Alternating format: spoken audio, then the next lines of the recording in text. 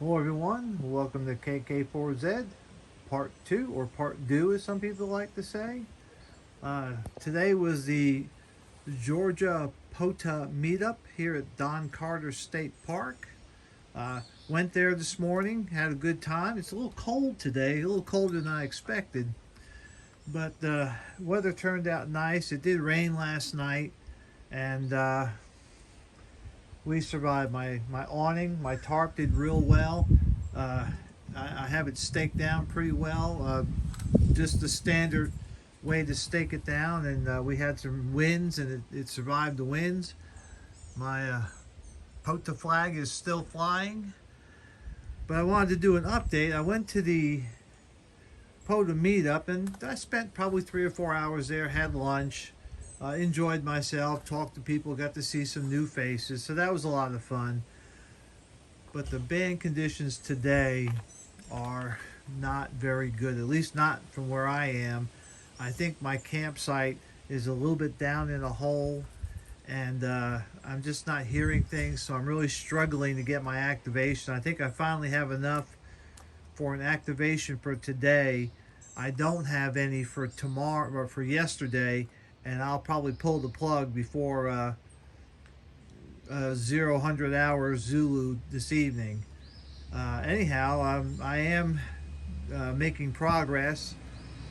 The last time I tried to activate, running as an activator, my signals weren't even getting into the reverse beacon network, and that typically does not happen to me. I mean, usually where I am, I can get into the reverse beacon network. However, from here, and partly to the band conditions, if you look at my screen, you know, it's usually not that black. So what I am doing is I am hunting from a park, and that's how I am getting my contacts. If I can hear somebody, then a lot of times I can work them, and I have been working some 229 and 339 and 449 signals and getting through, so I am getting out. You may have noticed that I am no longer running the Zygu X6100, that I did switch over to my ICOM 705, and part of the reasoning is I think there's just too much QR Mary here for the Zygu to handle. It was very noisy, it was fatiguing. I can tell that I wasn't hearing as well as I can hear with my 705.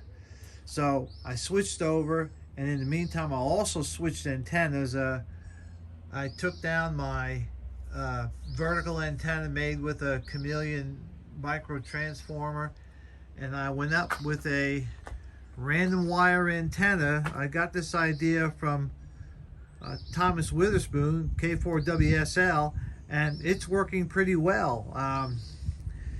You know, I can't do an A and B comparison because the bands are so up and down, but it's doing well. I don't have a lot of space. This is pretty much my campsite. It's like they stuck it in at the last minute, and this is all the space I have. And so what I did this time around is I got my random wire antenna. I know you can't see it real well, but I ran it.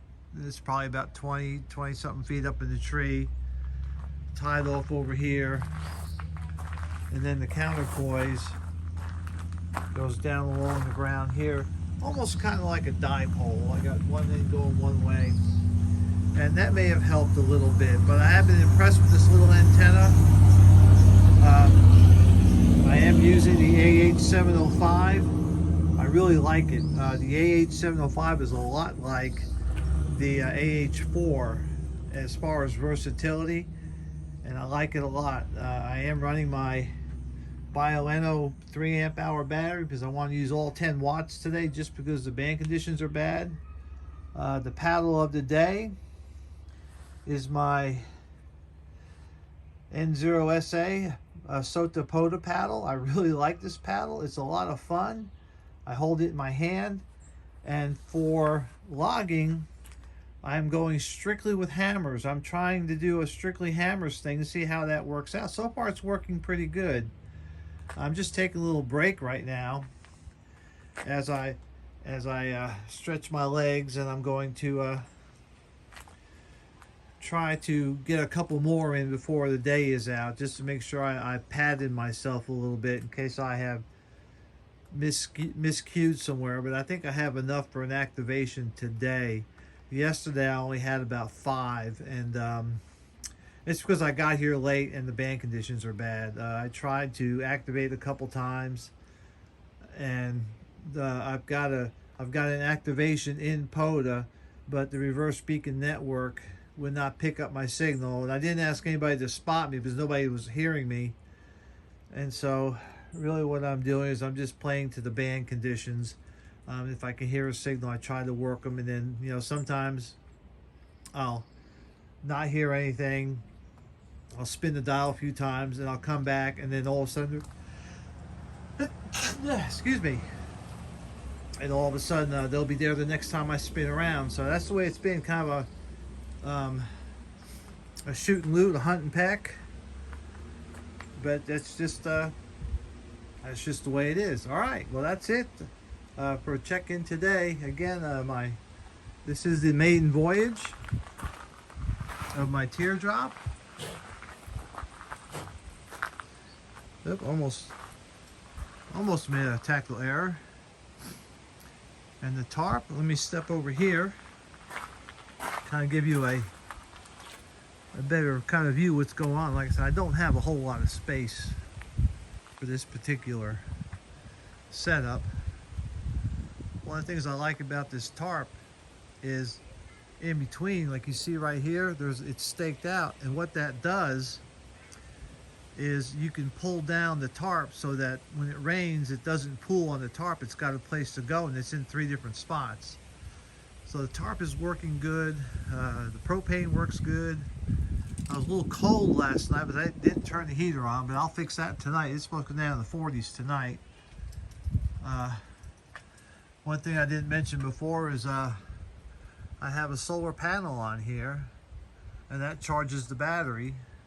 This does have a battery. I can run lights. I can run everything except for the microwave, the heater, and the air conditioning on the battery, which is not bad. So that's it. Just a quick check-in. My little hacienda, I'll be packing it in tomorrow sometime. I gotta be out of here by noon, so I'll take everything down tomorrow and get ready to go.